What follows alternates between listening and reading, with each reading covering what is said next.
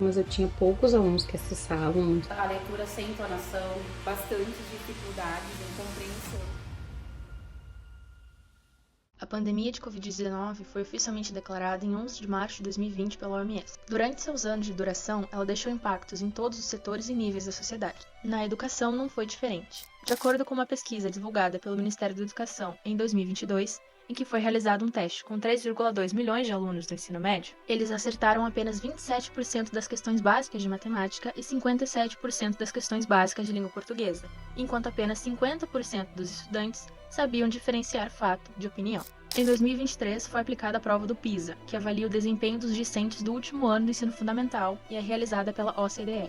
O exame revelou que 73% dos estudantes não alcançaram o nível básico em matemática e 55% tiveram baixo desempenho em ciências. Sendo assim, é possível afirmar que a pandemia de Covid-19 deixou lacunas e consequências na educação que podem ser vistas até hoje, e que também mudou a maneira como os professores ministram suas aulas. Dados do INEP.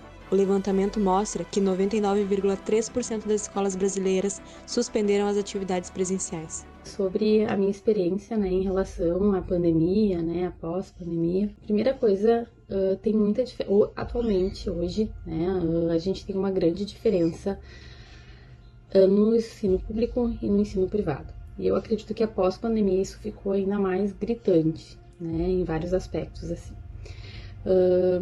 A pandemia, assim, criou uma desigualdade ainda maior entre a escola pública e a escola privada. Bastante defasagens, principalmente, né, nos meus alunos da rede pública. Segundo o INEP, ao todo, 43,4% das escolas estaduais disponibilizaram equipamentos como computador, notebooks, tablets e smartphones aos docentes. No caso das redes municipais, esse percentual é de 19,7%.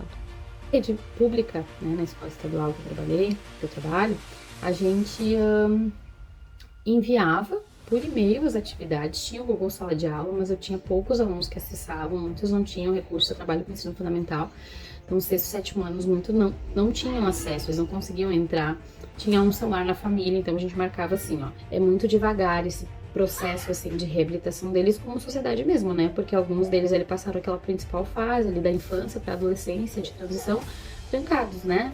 Ou vinculados muito mais ao celular. Uma das ferramentas, o grupo de WhatsApp dos pais, né? Até porque na pandemia era o único acesso que tínhamos de enviar atividades, a leitura sem entonação, não dá aquela parada para ler, onde tem uma vírgula, onde tem um ponto e vírgula. Não ler o enunciado das questões, acho que essas coisas elas foram teve uma defasagem grande. Segundo dados do INEP, Chile e Argentina suspenderam as atividades presenciais por 199 dias, enquanto México por 180 dias. França e Portugal contabilizaram menos de um trimestre sem aulas presenciais, enquanto o Brasil suspendeu as aulas presenciais por 279 dias.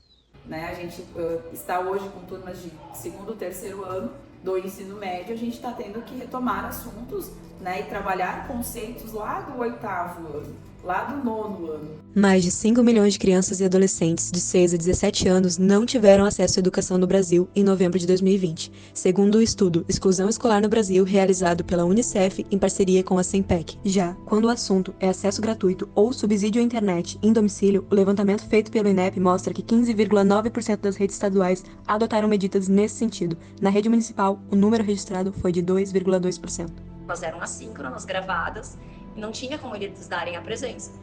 Mas a gente não teve um índice de reprovação, até por conta das flexibilizações que foram dadas pelo Estado. Então, a escola seguiu as recomendações do Estado, tanto no momento que entrou para a pandemia, quanto depois quando retornou. Então, a gente sempre teve um olhar atento aos estudantes e às suas particularidades. Tanto que nós temos orientação, nós temos supervisão. Nós não tínhamos uma plataforma, né, com os alunos da EJA, e a gente então teve que recorrer, que foi a melhor alternativa no momento, que era o Facebook. O maior desafio, eu acredito, a gente aprender a lidar com a tecnologia.